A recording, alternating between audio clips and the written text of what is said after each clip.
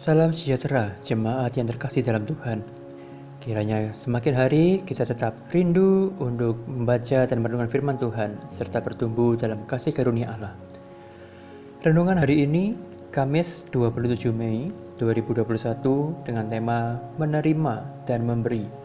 Bacaan Alkitab terambil dari Kisah Para Rasul pasal 2 ayat 32 hingga 36. Yesus inilah yang dibangkitkan Allah, dan tentang hal itu kami semua adalah saksi. Dan sesudah ia ditinggikan oleh tangan kanan Allah dan menerima Roh Kudus yang dijanjikan itu, maka dicurahkannya apa yang kamu lihat dan dengar di sini. Sebab bukan Daud yang naik ke surga, malahan Daud sendiri berkata, Tuhan telah berfirman kepada Tuanku, duduklah di sebelah kananku sampai kubuat musuh-musuhmu menjadi tumpuan kakimu. Jadi seluruh kaum Israel harus tahu dengan pasti bahwa Allah telah membuat Yesus yang kamu salibkan itu menjadi Tuhan dan Kristus. Bapa bukan anak, dan anak bukan bapa. Anak bukan Roh Kudus, dan Roh Kudus bukan anak. Juga Roh Kudus bukan Bapa dan Bapa bukan Roh Kudus. Namun tiga pribadi, yaitu Bapa, Anak, dan Roh Kudus adalah sehakikat sebagai satu Allah yang dalam perjanjian lama menyatakan diri dalam nama Tuhan, YHWH. Kira-kira demikianlah gambaran singkat bagaimana kita dapat mencoba memahami konsep Allah Tritunggal yang kita yakini sebagai umat Kristiani. Dalam karyanya, Allah Tritunggal tidak bekerja sendiri-sendiri secara terpisah. Dalam karya penciptaan, juga dalam karya keselamatan, ketiga pribadi dari Allah Tritunggal itu turut hadir dan bekerja. Dalam khotbahnya, Rasul Petrus mengungkapkan bahwa Yesus Kristus dibangkitkan Allah, ayat 32, ditinggikan Allah, menerima Roh Kudus dan kemudian mencurahkannya, ayat 33.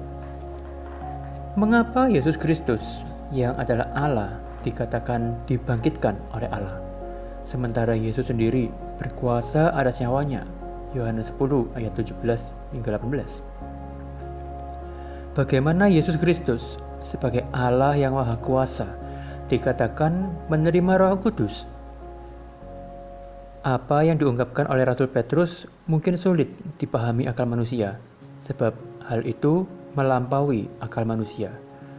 Tetapi ungkapan Rasul Petrus ini menunjukkan relasi ketiga pribadi dalam Allah Tritunggal yang penuh kasih, sehati, sekerja, dan setujuan.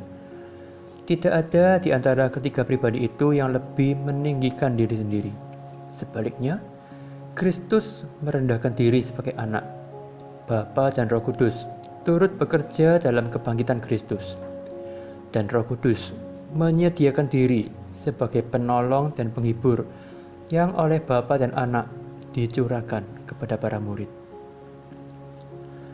Pencurahan Roh Kudus pada hari Pentakosta tidak hanya berlaku pada satu hari itu saja, melainkan Roh Kudus juga dicurahkan ke dalam hidup setiap orang percaya di sepanjang zaman, termasuk kepada setiap kita yang hari ini telah percaya kepada Allah.